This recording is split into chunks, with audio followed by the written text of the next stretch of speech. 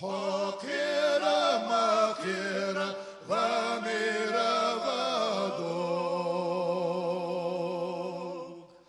حدوخة مدوخة غكورة غدوك.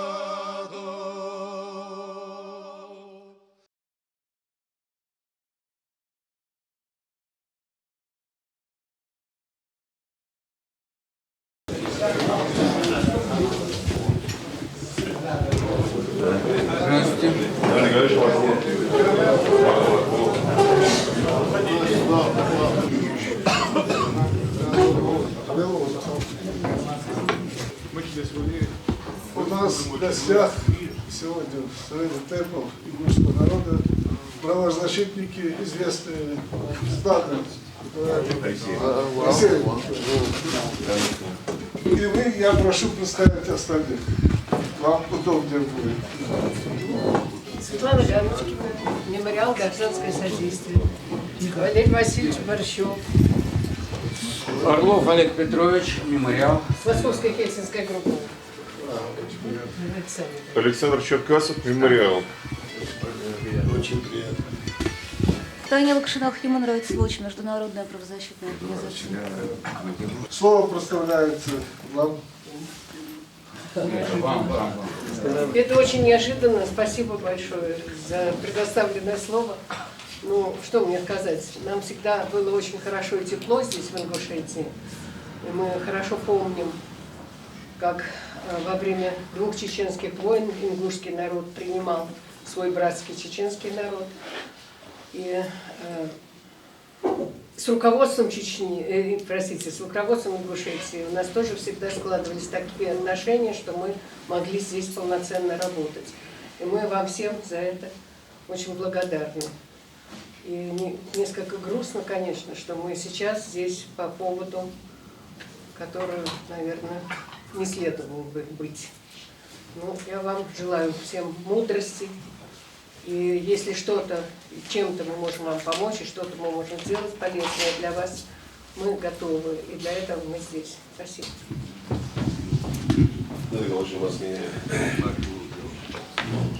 Учитывая, что у нас высокие гости, вчера мы допоздна провели встречу с нашими гостями. После нашей встречи они выехали на встречу главе республики Евкурову. Значит, результата, конечно, то, что мы их просили, я думаю, они довели. Была одна просьба с нашей стороны, учитывая наступление к нам значит, священного месяца Рамадан. Единственная одна просьба была, которую Светлана Алексеевна или Петрович, которые должны были довести до главы республики, значит, освободить людей, изменить меру пресечения на подписку о невыезде. Значит, единственная одна была просьба. Но потом последующие пункты мы тоже озвучили, но я думаю, мы не будем забегать вперед, то, что мы говорили. Поэтому я надеюсь, это было услышано. Сегодня, по моим данным, он выезжает в Москву, там встречается с нашими людьми, с нашей диаспорой Москвы и Московской области. Там его ждут. Я думаю, там пройдет насыщенная, серьезная встреча. Я думаю, эти же просьбы и эти же требования будут доведены до него. Исходя из всего этого, посмотрим, какое будет решение принято. Поэтому сегодня эти люди, которые сегодня у нас в заточении, политически заключенные под стражей, сегодня, я уверен, это не убийцы. Это не убийцы, они не совершали убийства, они не совершали бандитизм, они не совершали более тяжкие, особо тяжкие преступления. Но сегодня под надуманным именно главой нашей республики политическими условиями они заточены, и они находятся сегодня вне предела республики, за пределами республики, где проводятся над ними те или иные надуманные следственные действия. Поэтому я просил бы сегодня здесь высказать каждому свои значит, просьбы по отношению к нашим гостям. Я думаю, они нас услышат. Я думаю, еще раз, может быть, они в части касающейся их, они могут повлиять. Значит, это серьезная организация, я представляю серьезные правозащитные организации. Я думаю, они в силе, и у них есть возможности повлиять все-таки и на исполнительную власть, и на правоохранительную систему. Значит, я просил их вчера выступить даже гарантами между сегодняшней ситуацией, между главой правоохранительной системы и нами, народом республики. Я думаю, что все в их силах, есть возможности, все-таки, учитывая наступление нашего священного месяца Рамадан, люди, чтобы были дома, в своих кругах, в своих семьях, и по каждому зову, по каждому требованию следственных органов, эти люди будут являться в условленное время, условленный час для проведения тех или иных следственных действий. Спасибо, Баркал. Сейчас скажут коротко о нашей вчерашней Да, встрече. Олег Петрович, да, спасибо. Еще раз добрый день. Спасибо, что мы в таком высоком и представительном собрании можем с вами встретиться и поговорить. Мы видим, как Светлана Алексеевна сказала, свою роль в том, чтобы попытаться как-то прежде всего решить, может помочь гуманитарные вещи, а именно с арестованными людьми, с теми, против кого возбуждены уголовные дела и кто находится сейчас в Нальчике. И мы вчера вот говорили, и Ахмед сформулировал перед нами именно прежде всего вопрос о том, что в приближающемся священном месяце Рамадан надо, чтобы эти люди не находились в тюрьме в Нальчике, а была изменена мера пресечения, и чтобы они могли находиться здесь, у себя дома, под подпиской о невыезде. Именно оставляя там, есть много, да, вопросов, есть много разногласий, есть много того, что вы выставляете претензии к власти, это понятно, да, начиная от соглашения и много-много других вопросов. Но вчера мы попросили в разговоре с главой республики решить вот тот вопрос гуманитарный, первый, именно о том, чтобы эти люди не находились в тюрьме. Возможно ли это? И мы довольно долго говорили. Мы объяснили, что речь не идет в данном случае о том, чтобы прекратить. Он нам говорит, ну как прекратить уголовные дела? Вот там есть видео, когда там кто-то бьет полицейского и так далее. Мы говорим, давайте оставим. Мы не говорим пока, да, о прекращении уголовных дел. На то есть адвокаты, на то есть возможность защищать этих людей. И мы, мемориал, и другие правозащитные организации готовы и уже представляем свои возможности для работы адвокатов. И мы готовы оплачивать работу этих адвокатов, чтобы защищать в рамках процесса. Но речь идет о том, чтобы эти люди могли здесь вернуться домой и пока идет следствие, находиться дома подписки о невыезде. Это не требует пропуск через комиссию по адаптации, признание своей вины и так далее. Да? Не об этом речь. О том, чтобы власть, как мы вчера доводили до главы республики, о том, чтобы власть проявила в данном случае готовность гуманно поступить с людьми, и чтобы власть ответственно думала о том, чтобы здесь, в республике, не дестабилизировалась ситуация. А нахождение этих людей в тюрьме, безусловно, дестабилизирует ситуацию. Мы все это вот говорили. Значит, в конце концов, глава республики согласился с тем, что он, как глава республики, может способствовать, действительно, абсолютно правильно говорил Ахмед, изменению меры пресечения. Но что он нам сказал? Да? В данном случае мы, как посредники, мы передаем слова. Да? Вы можете как угодно решать. Наше дело передать просто. Все точно и правильно. Значит, он сказал первое. У него нету пока заявлений от родственников этих людей, которые там по 318 статье и 212 статье находятся под следствием. Первое говорит, что мне для того, чтобы пытаться ходатайствовать, мне нужно заявление от родственников. Заявление не с покаянием, да, не с тем, что там признаем вину там, и так далее. Там.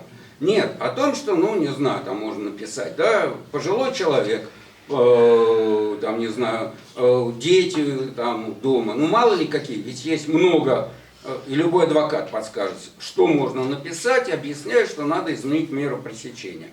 Вот просто формально ему нужно заявление от родственников. Это первое, что он сказал. Дальше говорит, я могу в рамках своих полномочий пытаться воздействовать, законно воздействовать на следствие с тем, чтобы людям изменили меру пресечения для нахождения здесь. Но, был его вопрос, хорошо, говорит, если я так сделаю, то вы, нам говорит, вот вы, а вы можете мне гарантировать, что возврат этих людей сюда, в республику, не приведет к новым повторению новых массовых мероприятий, митингов. Вот их будут тут встречать толпы людей, и снова повторится все, что было тогда. Это его слова, да, это не мои слова. Я просто повторяю, что было сказано. Вот. Значит, на это мы вот вчетвером повторили то, что уважаемый Ахмед нам вчера сказал. Ахмед нам тогда вчера сказал, что в принципе от имени, значит, Конгресса сказал, что можно тогда в ответ на это гарантировать, что до сентября, повторяю, до сентября, оппозиционные силы возьмут на себя обязательство не проводить массовые мероприятия на улицах. Да, митинги, демонстрации, шествия. Не проводить, не подавать заявку, и, ну, и, понятно, без заявок не проводить. Вот такой компромисс, который, ну, вот я ссылаюсь на мнение Ахмеда, мы высказали вчера. Значит, ответ был, ну что ж, можно подумать, давайте я попытаюсь это делать. В заявлении у меня на столе я буду ходатайствовать об изменении меры пресечения всем арестованным по этим делам, для того, чтобы они могли находиться под подпиской в Ингушетии. Ну вот все, что я могу передать, понимаете? Когда будут заявления на столе? Ну, конечно, вначале заявление, потом я ходатайствую, потом удается мне это, не удается изменить. Ну, я думаю, что действительно это все-таки в его силах изменить, добиться изменения меры пресечения, надеюсь. Вот, ну, и дальше он говорит, ну, хотелось бы тогда от оппозиционных сил какой-то гарантии, что если уж взялись, то до сентября не будет проведения массовых мероприятий.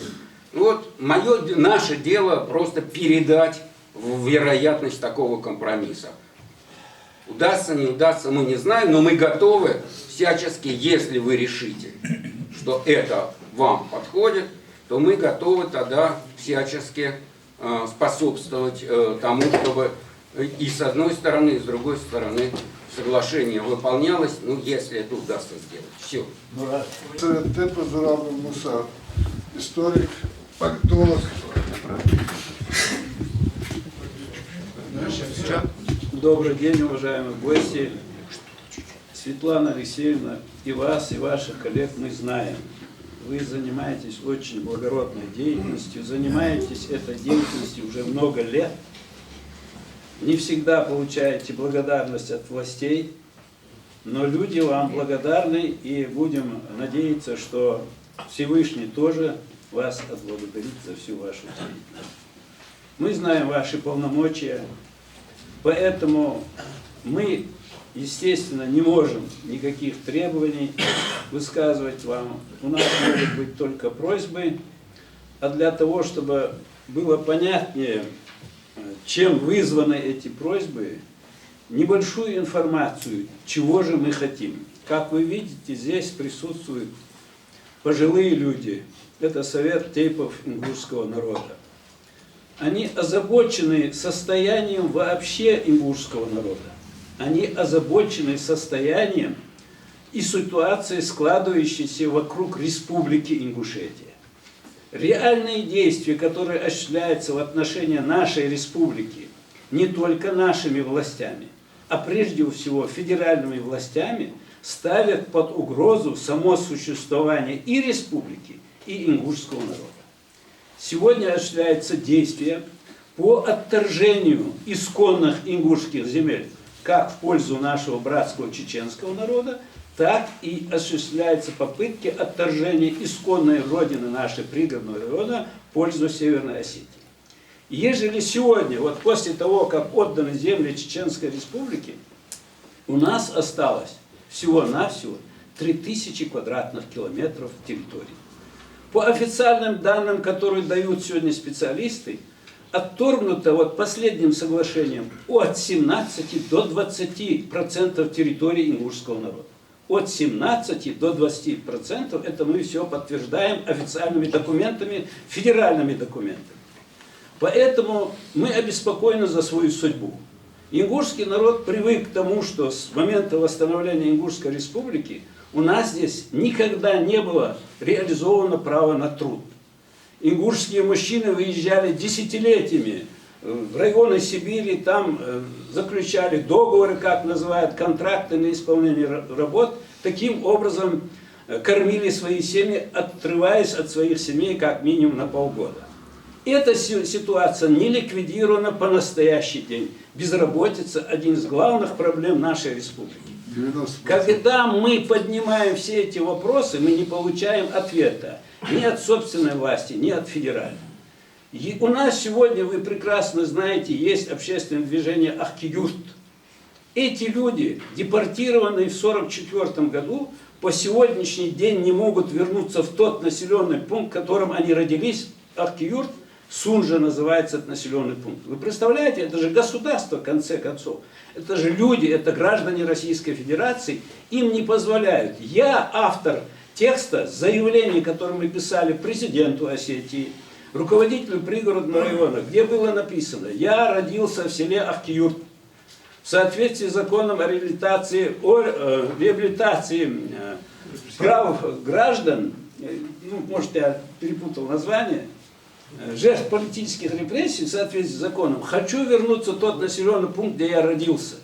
Я не прошу свой земельный участок, дайте нам другой, свободный земельный участок, что мы построили дом, вернулись, им отказывают и заявляют, что земельные участки уделяются только тем, кто там проживает. Не позволяет вернуться. Хорошо, 92 год. Есть справка старшего следователя по особо важным делам Генеральной прокуратуры Костырева, где четко сказано, что осуществили геноцид. Есть постановление Чуглазова, где сказано, какие действия против ингушского населения Северной Осетии были осуществлены. Вы это все прекрасно знаете. Но по сегодняшний день этих людей же не пускают в свои дома. Наша-то власть рот не открывает об этом. Федеральная власть, что? Вот этот пост, который стоит, Черменский пресловутый, он-то поставлен федеральную властью, чтобы ингушей не пускать туда домой. Почему ни генеральный прокурор, ни наш прокурор, ни наш глава Евкуров, ни наш парламент не скажут, почему вы не пускаете ингушей в свои дома? Это государство, мы кто здесь? Мигранты или проезжающие и так далее.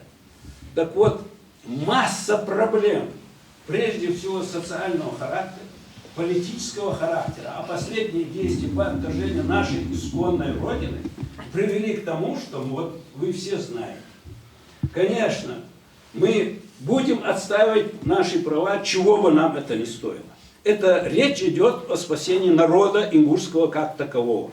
Будем добиваться всех требований, которые мы предъявляем, чтобы нам дали право самим избирать главу. До сих пор наш народ лишен этого права, видите ли, нам нельзя доверять этого. Мы лишены права избирать депутатов. У нас нет смешанной системы, при том, что есть 34-я статья Федерального закона об основной гарантии избирательных прав. Нам не дают права этого. Нам говорят, вот вам партии и так далее, и так далее. Почему так происходит? Почему федеральная власть на многочисленные обращения ингушского народа, последние из них 50 тысяч, никакой реакции, никаких действий? Это мы вам говорим, поскольку вам приходится больше иметь дело с федеральной властью. Мы сегодня говорим, вот о чем мы договорились, о чем мы говорили.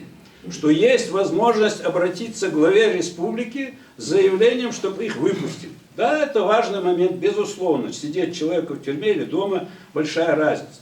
Но это же не означает, что будет прекращено уголовное дело. От Евкурова это не зависит. занимается расследованием Главное управление Следственного комитета по Северо-Кавказскому округу, внутренние эти наши МВД по Северо-Кавказскому округу. Значит, они не подчиняются. Да, сегодня Евкурова хочет, чтобы мы пришли на поклон. На поклон мы к нему идти не будем. Мы будем, если родственники тех, кто сидит, будет просить изменить меру пресечения, ходатайствовать, это дело хорошее, это их право, естественно, мы ничего против не говорим. Но по большому счету, в целом о том, что здесь происходит в республике, мы будем добиваться восстановления нарушенных прав ингушского народа. И как отдельных граждан, а прежде всего, вот такая ситуация. Поэтому мы вам очень благодарны за то, что вы, являясь правозащитниками, являясь недолжностными лицами органов власти, в меру своих возможностей пытаетесь помочь разрядить в эту ситуацию. Большое вам спасибо, желаю вам успехов.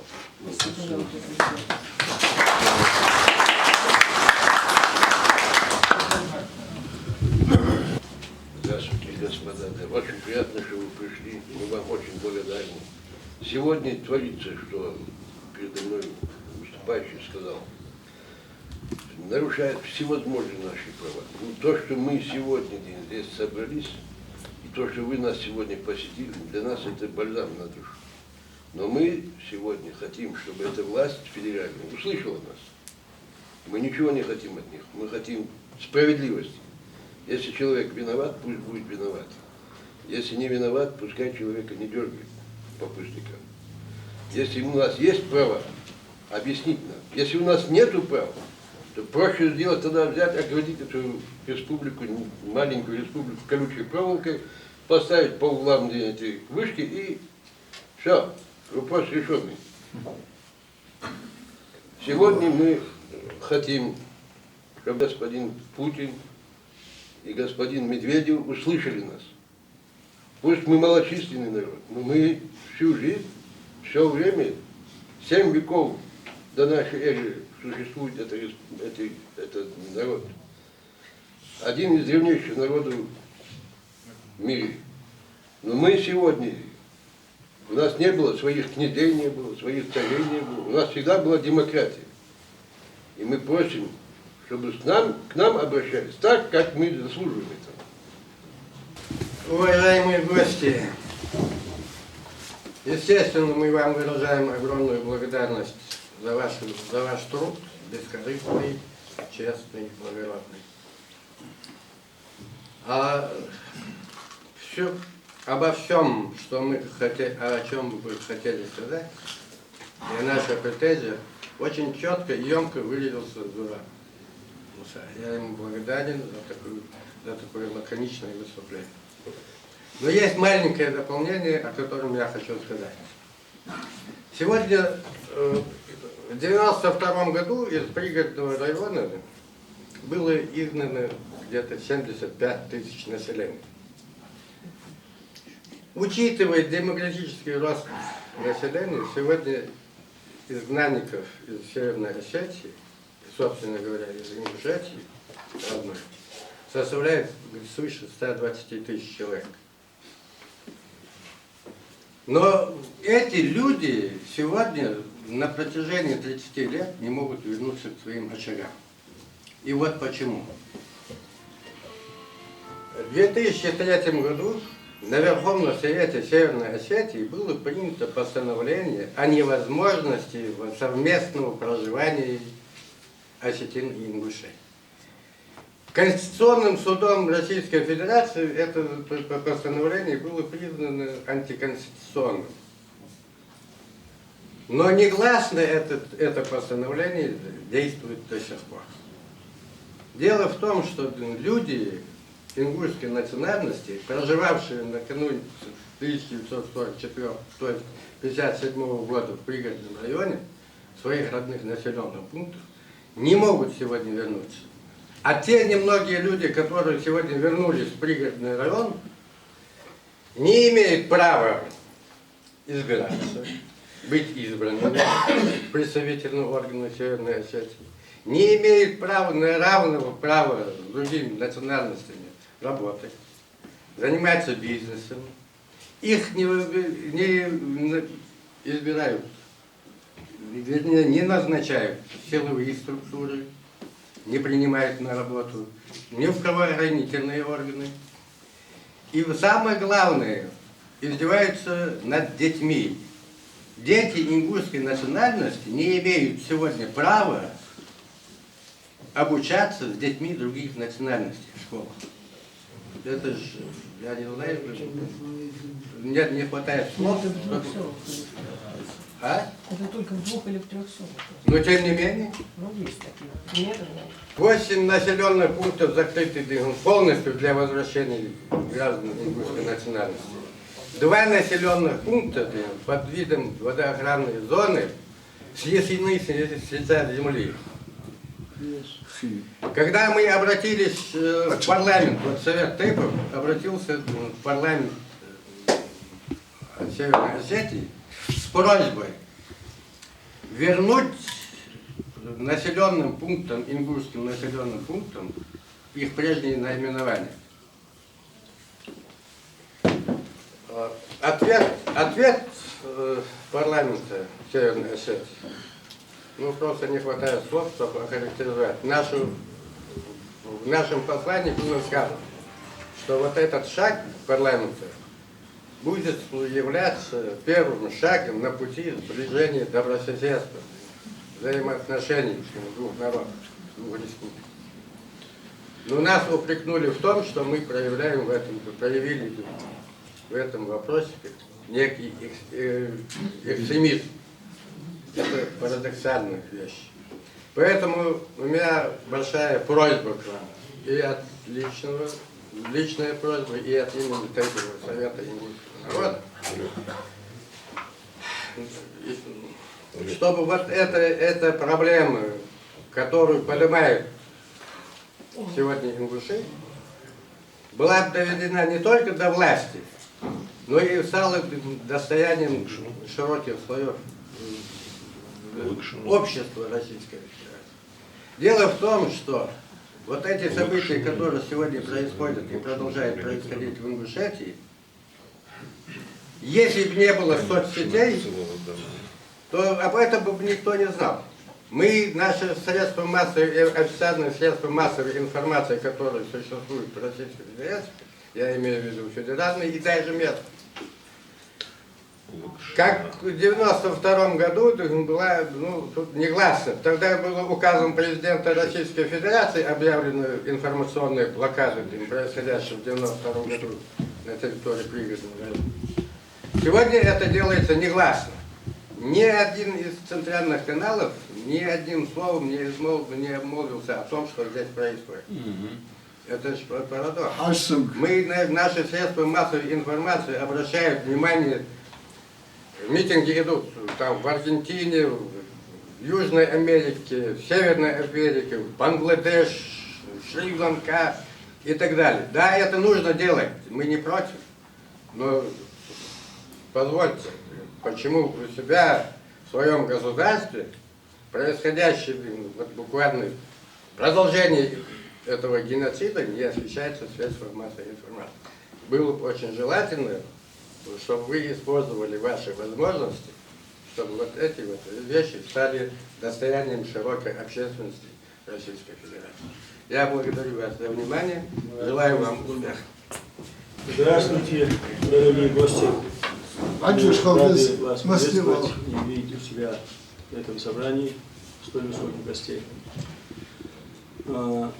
Я хотел бы немножко вставить свою ремарку в то, что вот Ганушкина сказала, что якобы, если он выпустит этих наших лидеров, что начнутся опять эти наши митинги, эти противостояния. Если он думает об этом так, то он глубоко ошибается. Он нас не обезглавил. Он наоборот и сплотил нас, и на месте каждого посаженного поставил 3 новых. Протестные движения, они не остановятся, пока мы не добьемся своего требования. А требуем мы только исполнения Конституции Российской Федерации, Конституции Республики Ингушетия. может со мной кто не согласится, я с огромным сожалением хотел бы констатировать такой факт, что мне жаль, что вы опоздали с вашим визитом на 6 месяцев. 6 месяцев мы не можем докричаться ни до вас, ни до властей Российской Федерации. Здесь у нас у себя дома нам и стучаться это некуда. Вы об этом прекрасно знаете. Я бы хотел обратиться вот к представителю общества «Мемориал». Я вынужденный переселенец с природного района, с селения Октябрьского.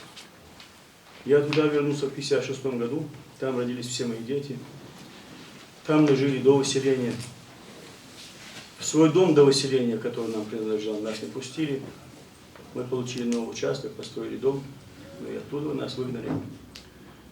С тех пор я прошел все суды Российской Федерации, Северной Осетии, Ингушетии, Верховный суд Российской Федерации. И после этого с помощью адвоката, юриста общества «Мемориал», Гандарова Исы, там участвовал и Анна Сапко, там еще были, я не помню. Я обратился в Европейский суд по правам человека. И знаете что? Ровным счетом ничего. Ровным счетом. Или мои адвокаты не очень-то старались. В конце концов, вот в 2018 году я получаю письмо, якобы решение окончательно обжалованию не подлежит. Вот, слушайтесь, вот дословно. Европейский суд Ингушан. Европейский суд так не мог выразиться. Он не мог так сказать.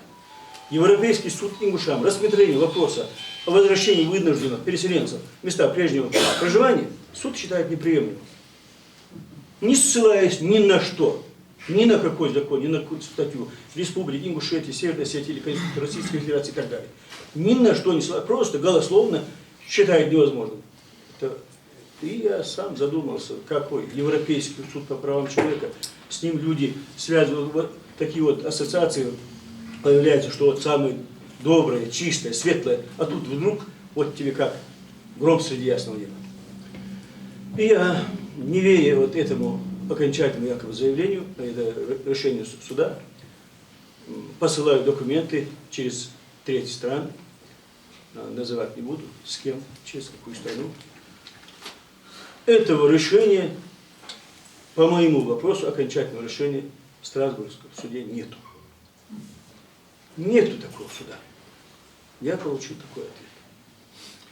А то, что я получил этот ответ, знают мои адвокаты с правозащитного центра «Мемориал». Знает ИСА. Он сказал, что я поеду туда, я узнаю. Но он ничего не узнал.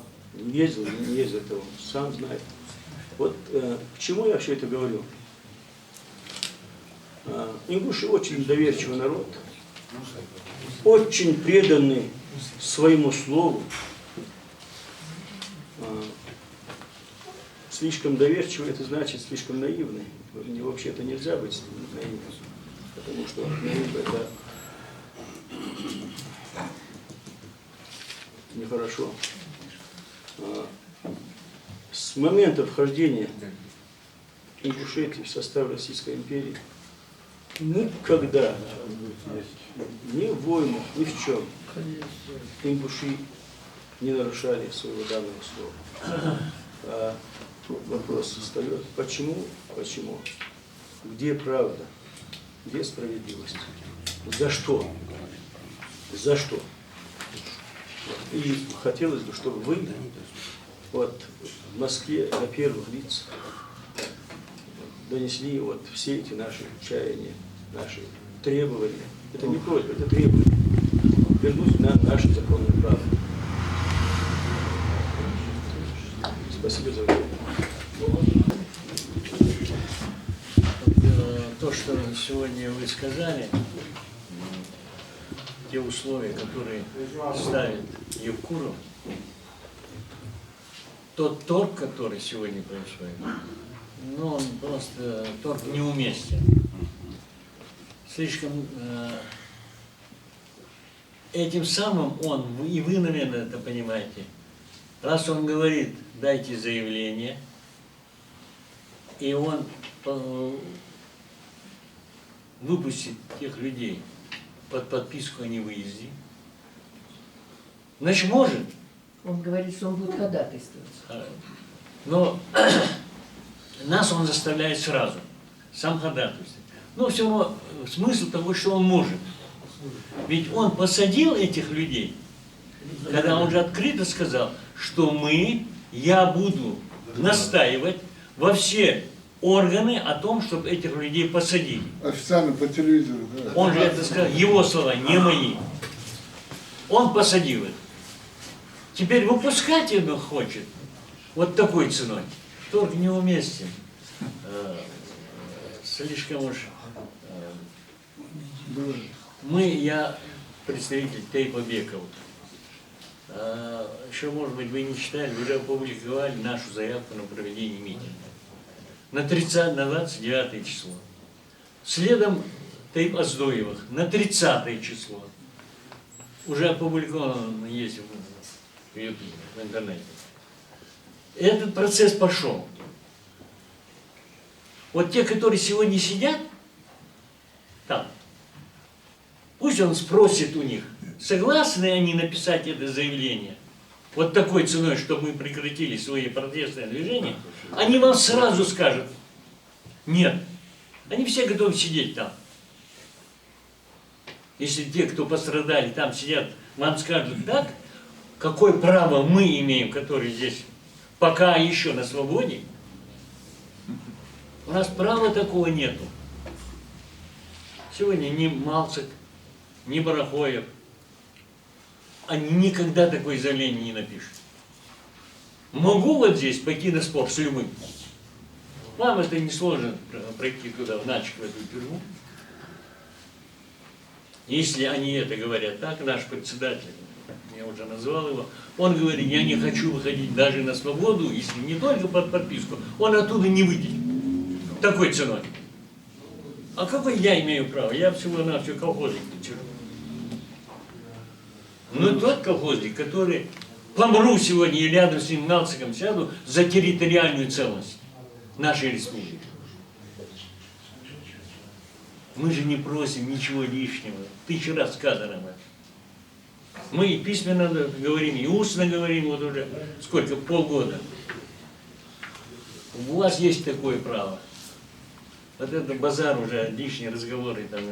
У вас вы правозащитники, пойдите и доведите наши требования, чтобы дошло. Больше ничего. Вам спасибо, мы знаем ваши возможности тоже. Вы всего-навсего правоохранительная организация.